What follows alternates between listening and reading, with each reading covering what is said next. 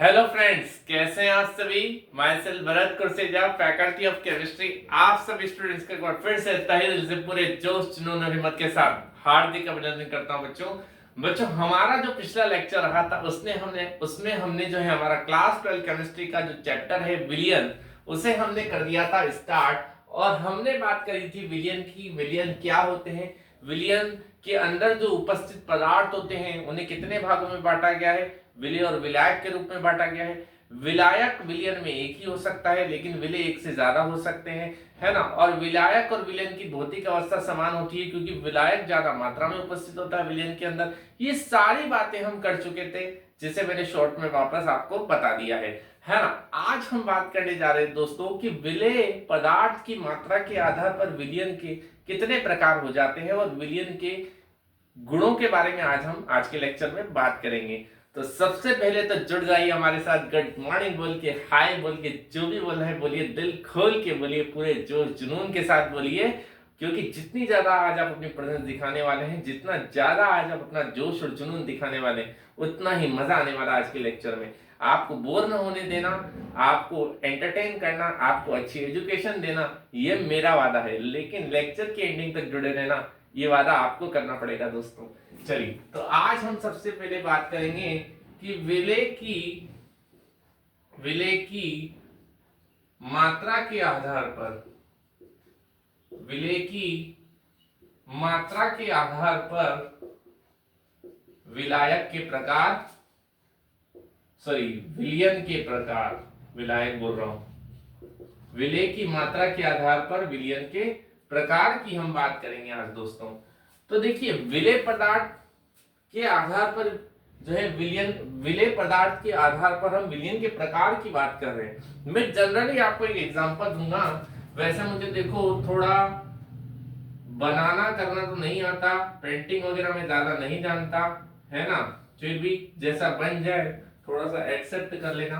क्योंकि अगर मुझे पेंटिंग ही आती होती तो मैं साइंस सब्जेक्ट में देता, फिर मैं आर्ट्स लेता ना भाई। ठीक, तो ये मैंने एक गिलास बनाया है ना। थोड़ा टेढ़ा मेढ़ा बन जाए तो माफ करना। ठीक, और ये मैंने एक और गिलास बनाया है। ठीक, अब हालांकि ये सेम साइज के लग नहीं रहे हैं, है ना। थोड़ा इनको सेम साइज का लगाने की मैं कोशिश कर रहा हूं। ठीक, अरे यार देखो, मेरे को पेंटिंग बिल्कुल भी नहीं आती है ना। ठीक है, मान लीजिए सेम साइज के, मान तो सकते हैं, है ना। बन तो नहीं रहे सेम साइज के। अब देखिए, यहां पर मैंने माना कि ये सेम साइज के हैं, और आपने भी माना कि ये सेम साइज के हैं, और इसमें भरा हुआ है क्या, जल। अब एक गिलास के अंदर और दूसरे गिलास के अंदर इनकी साइज सेम है, इसमें उपस्थित जल की मात्रा भी सेम है। मैंने इस वाले गिलास में तो एक चम्मच क्या डाली, शक्कर डाली, और इस वाले गिलास में मैंने 2 चम्मच शक्कर डाली। तो अब ज्यादा गाढ़ा विलयन किसमें बनेगा, सीधी सी बात है, जिसमें 2 चम्मच शक्कर डली है। और इसके कंपैरिजन में हल्का विलयन किसे कहा जाएगा, जिसमें 1 चम्मच शक्कर डाली है। आगे बात समझ में। तो इस तरीके से विलय पदार्थ की मात्रा के आधार पर विलयन 2 प्रकार के हो जाएंगे। जो विलयन गाढ़ा होगा वो तो कहलाएगा सांद्र विलयन, और जो विलयन हल्का होगा उसके कंपैरिजन में, जिसमें विलय की मात्रा कम होगी, वो कहलाएगा तनु विलयन। तो इस तरीके से विलय पदार्थ की मात्रा के आधार पर विलयन 2 प्रकार के हो जाते हैं, एक तो तनु विलयन और एक सांद्र विलयन। तो पहला हम देखेंगे कौन सा दोस्तों, तनु विलयन, जिसको हम कहते हैं तनु विलयन को डाइल्यूटेड सॉल्यूशन। कौन सा, डाइल्यूटेड सॉल्यूशन, तनु विलयन को कहा जाता है। देखो, थोड़ी इंग्लिश में भी याद रखनी है आपको टर्म्स। हालांकि मैं तो इंग्लिश मीडियम और हिंदी मीडियम दोनों को टीच करता हूं, है ना। तो इसीलिए मेरे को तो दोनों याद है। अब देखिए, तनु विलयन की अगर हम परिभाषा लिखें तो वह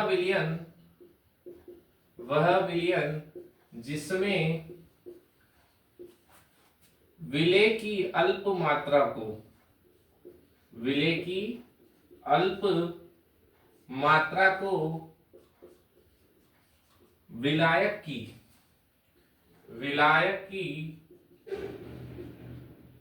विलायक की अधिकतम मात्रा में, विलायक की अधिकतम मात्रा में घोला जाता है, घोला जाता है,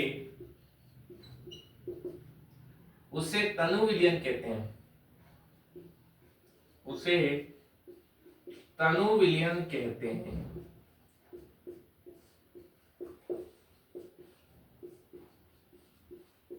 तो देखिए, अब लिखना स्टॉप कर देना और समझना, नहीं तो फिर रात में चुड़ैल आई सपने में, हाँ है ना, क्योंकि समझना इंपॉर्टेंट है भाई। तो वह विलय जिसमें विलय की अल्प मात्रा को विलायक की अधिकतम मात्रा में घोला जाता है, उसे क्या कहते हैं दोस्तों? तनु विलयन कहते हैं। तो विलय की अल्प मात्रा को विलायक की बहुत ज्यादा मात्रा में जब घोला गया है, यानी विलय की तुलना में विलायक बहुत ज्यादा हो जाए, तो फिर उस कंडीशन में आपका विलयन कैसा बनेगा? हल्का बनेगा, तनु बनेगा, तो उसे आप क्या कहेंगे? तनु विलयन कहेंगे। अब हम बात करते हैं दोस्तों किसकी? सांद्र विलयन की। तो सांद्र विलयन की बात भी हम कर लेते हैं इसी में। तो सांद्र विलयन, सांद्र विलयन, अब लिख आप मेरे साथ लें, लेकिन जब मैं समझाने लगूं तो रुक भी जाना। फिर सांद्र विलयन का मतलब होता है दोस्तों concentrated, concentrated solution, concentrated solution. ठीक, तो अब इसकी डेफिनेशन क्या बनेगी इसको देख लेना। तो वह विलयन, वह विलयन जिसमें तुलनात्मक रूप से, जिसमें तुलनात्मक रूप से, जिसमें तुलनात्मक रूप से विलय की अधिकतम मात्रा, अधिकतम मात्रा उपस्थित हो, उपस्थित हो, कॉमा सांद्र विलयन कहलाता है, सांद्र विलयन कहलाता है। तो देखो इस चीज को समझना, एक तो मिसप्रिंट बहुत होता है, अपनी कॉपी में तो देखो कैसे भी लिख ले, लेकिन बोर्ड पे तो बढ़िया ही लिखना पड़ता है कि नहीं, ताकि आप लोगों को समझ में आए। चलिए तो रुक जाए आप, है ना, समझा रहे हैं। वह विलयन जिसमें तुलनात्मक रूप से विलय की अधिकतम मात्रा उपस्थित हो। तुलना किससे कर रहे हैं? तनु विलयन से कर रहे हैं। अभी देखो जो मैंने दो ग्लास बनाए थे और दोनों ग्लास में सेम जो है मैंने मात्रा का वाटर लिया था, और मैंने एक में 1 चम्मच शक्कर डालने की बात कही थी और एक में 2 चम्मच शक्कर डालने की बात कही थी। तो आपने उन दोनों प्रकार के विलयनों को, दोनों विलयन बनेंगे दोनों ग्लास में, तो आपने उन दोनों विलयनों को आपस में कंपेयर किया था, तभी तो एक को बोला था कि ये जो 1 चम्मच वाला है वो तनु विलयन है, वो 2 चम्मच शक्कर वाला जो है वो सांद्र विलयन है। तो यहां पर इसकी तुलना में अगर विलय पदार्थ अधिकतम मात्रा में है, भाई विलायक तो उतना ही है, लेकिन विलय पदार्थ इसकी तुलना में ज्यादा मात्रा में होगा, तो ऐसा विलयन को क्या कहलाएगा? सांद्र विलयन। तो वह विलयन जिसमें तुलनात्मक रूप से विलय की अधिकतम मात्रा उपस्थित हो, ठीक है, मतलब विलयन के अंदर, तो वो क्या कहलाएगा? आपका सांद्र विलयन कहलाएगा। तो ये आपके हो गए विलय की मात्रा के आधार पर विलयन के प्रकार। तो इसका स्क्रीनशॉट ले लें, उसके बाद हम बढ़ेंगे आगे। चलिए, तो कोई दिक्कत, कोई डाउट, मन में शंका? बढ़ते हैं आगे। चलिए, तो ये तो आपका हो गया विलय की मात्रा के आधार पर क्या दोस्तों? विलयन के प्रकार। अब विलयन जो होता है उसके गुण भी होते हैं। जैसे आप में गुण है स्टूडेंट होने का, मुझ में गुण है टीचर होने का, वैसे ही विलयन के बारे में पढ़ा तो उसके गुण भी पढ़ना तो बनता है, नहीं बनता? चलिए, तो विलयन के गुणों के बारे में हम पढ़ेंगे। तो विलयन के गुण, अब विलयन के क्या गुण होते हैं, कैसे गुण होते हैं, उनको हम समझेंगे और उनको हम जानेंगे, देखेंगे, पहचानेंगे, है ना। चलिए, तो कोई दिक्कत नहीं आ रही? चल रहा बढ़िया काम? बिल्कुल। और दोस्तों एक बात मैं आपसे कहना चाहूंगा कि समय का सम्मान करें। क्यों? कल अगर आप कुछ नहीं बने तो किसी को फर्क नहीं पड़ेगा, फर्क उससे पड़ेगा जिसे आप शीशे में देखेंगे, यानी अपने आप को देखेंगे आप शीशे में, फर्क आपको पड़ेगा, किसी और को फर्क नहीं पड़ेगा अगर आप कामयाब नहीं हो तो। इसलिए स्टडी पर पूरा फोकस करें स्टार्टिंग से ही। कुछ स्टूडेंट होते हैं जिनको लगता है कि हाँ अभी तो स्टार्टिंग हुई है, क्या है बाद में पढ़ लेंगे, लेकिन दोस्तों अगर आप ऐसा सोच रहे हैं कि ये हम कल से कर लेंगे तो कल कभी नहीं आने वाला। जो व्यक्ति ये सोचता है कि मैं 1 जनवरी से सिगरेट पीना छोड़ूंगा, उसका 1 जनवरी कभी जिंदगी में नहीं आता है ना।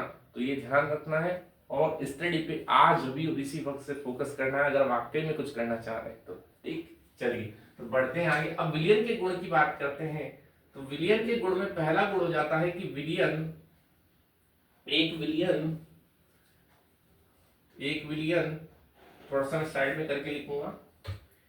एक विलियन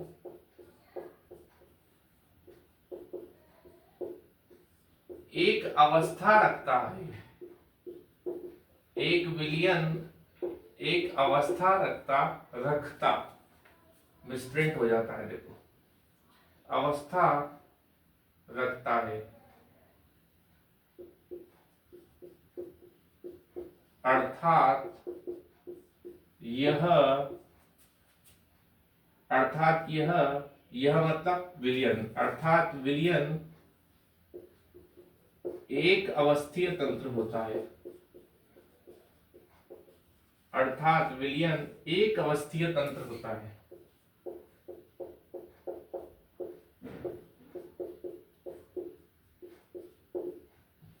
तो देखिए विलियन जो होता है वो एक अवस्था रखता है, मतलब उसकी एक अवस्था होती है, या तो ठोस अवस्था में विलियन मिलेगा आपको, या द्रव अवस्था में विलियन मिलेगा, या गैस अवस्था में विलियन बनेगा, है ना, कोई ना कोई उसकी अवस्था तो रहेगी, है ना। अभी हम विलियन के प्रकार देख चुके हैं, किसके आधार पर, विलय की मात्रा के आधार पर।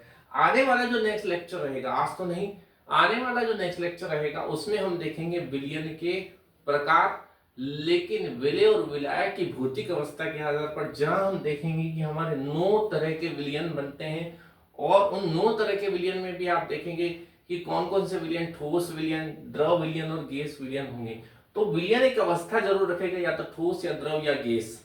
तो इसलिए विलियन क्या होता है, एक अवस्थीय तंत्र होता है, हम ये कह सकते हैं। तो एक विलियन एक अवस्था रखता है, अर्थात विलियन एक अवस्थीय तंत्र होता है। क्लियर।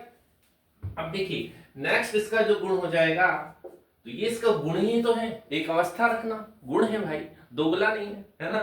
चलिए तो ये वाली बात है। नेक्स्ट हो जाएगा, एक विलियन संपूर्ण रूप से समान होता है, संपूर्ण रूप से समान होता है।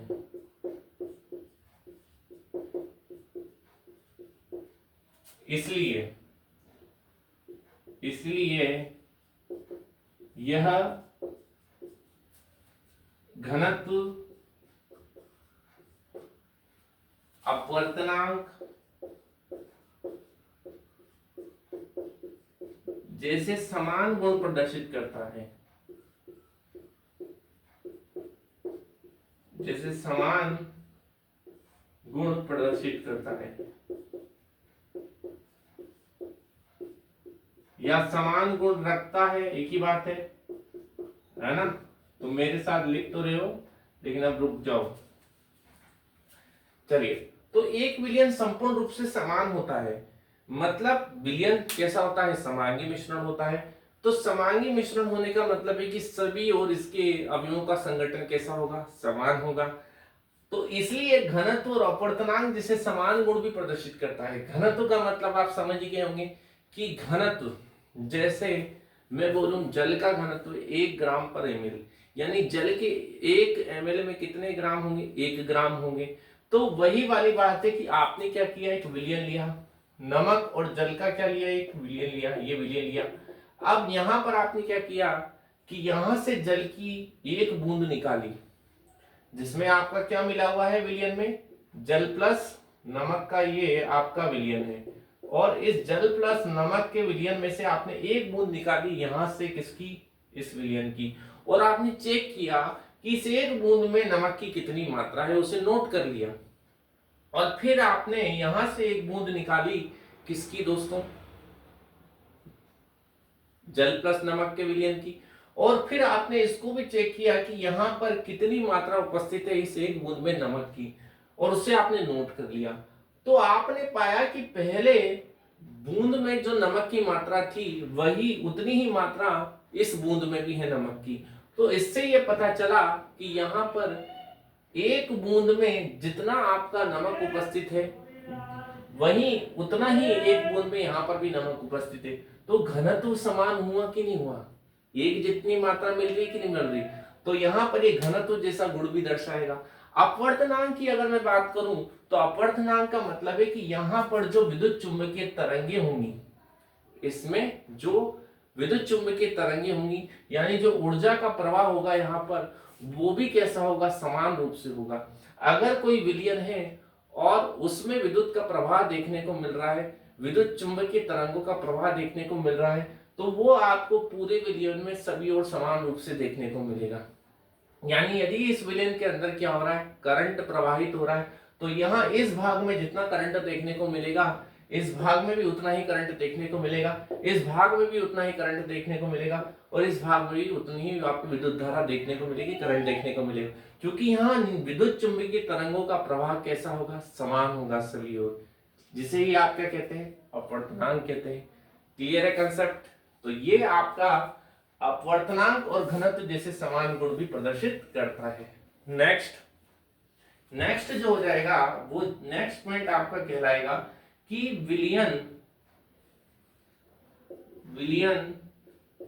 के समांगी होने के कारण, विलयन के समांगी होने के कारण, नींद तो नहीं आई ना, हाँ एक तो समझाया मैंने इतनी डिटेल में और आप लोगों को नींद आने लग गई हो कि सर बस, है ना। तो इतना बोरिंग भी नहीं समझाता मैं, और मेरी शक्ल अच्छी है थोड़ी बहुत तो, है ना, कि आप बोर ना हो, इतनी तो अच्छी है। तो विलयन के समांगी होने के कारण भौतिक विधियों द्वारा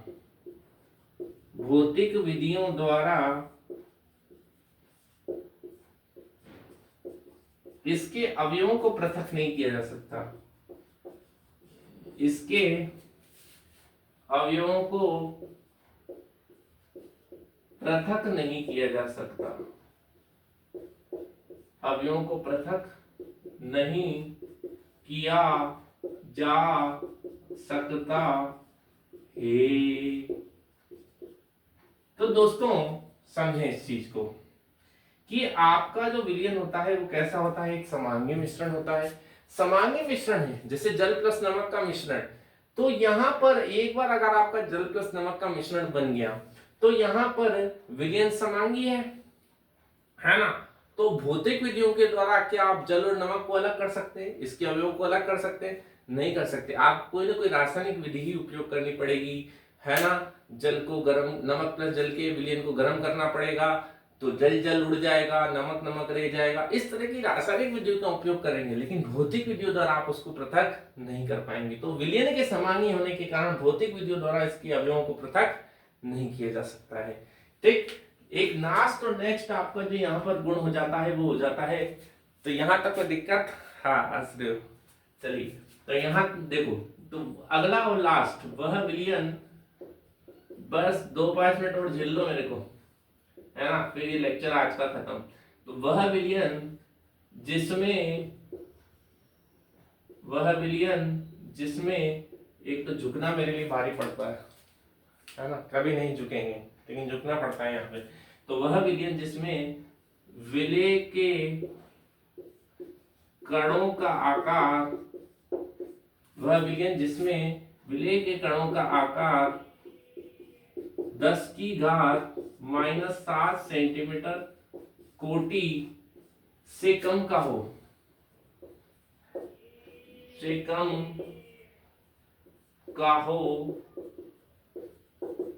कॉमा वास्तविक विलयन कहलाते हैं। कौन से विलयन होते हैं दोस्तों?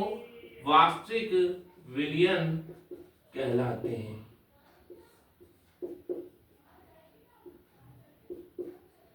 वास्तविक विलयन कहलाते हैं।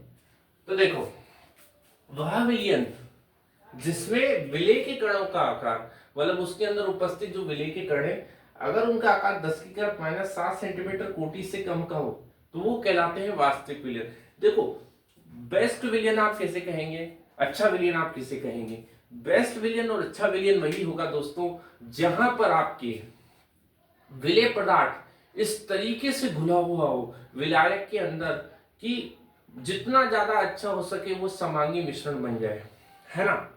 तो यहां पर विलेय के कणों का आकार जितना छोटा उतना अच्छा समांगी मिश्रण, उतना अच्छा विलयन। तो यहां पर अगर वह विलयन जिसमें विलेय के कणों का आकार 10⁻⁷ सेंटीमीटर, ये तो बहुत छोटा हो गया आकार, कोटि से भी कम का हो, तो फिर वो विलयन क्या कहलाएंगे? वास्तविक विलयन, अच्छे विलयन कहलाएंगे। आगे बात समझ में? तो हमने विलयन के गुणों की भी बात कर ली, स्क्रीनशॉट ले लें इसका। चलिए, तो आज हमने दोस्तों विलयन चैप्टर के अंदर बात करी, विलेय के पदार्थ की मात्रा के आधार पर विलयन के प्रकार देख लिए, विलयन के गुण भी देख लिए। आने वाले नेक्स्ट लेक्चर में अब हम बात करेंगे कि विलेय और विलायक की जो भौतिक अवस्था होती है, उस भौतिक अवस्था के आधार पर विलयन के कितने प्रकार होते हैं। ठीक, हालांकि 9 प्रकार होते हैं। कैसे होते हैं, क्या क्या उनके उदाहरण होते हैं, ये जानेंगे आने वाले नेक्स्ट लेक्चर में। तब तक के लिए आप रहिए सस्पेंस में, है ना। तो मिलेंगे नेक्स्ट लेक्चर में, तब तक के लिए आपको एक काम जरूर करना है, लाइक करना है लेक्चर को और शेयर करना है वीडियो को, लेक्चर को अपने उन साथियों के साथ जो कर रहे हैं board, NEET, JEE mains, CUET, JET, JET किसी भी एग्जाम की प्रिपरेशन, और चैनल को सब्सक्राइब जरूर करना है। तो मिलेंगे नेक्स्ट लेक्चर में, तब तक के लिए आपसे विदा करते हैं, दिल से धन्यवाद। जय श्री कृष्ण।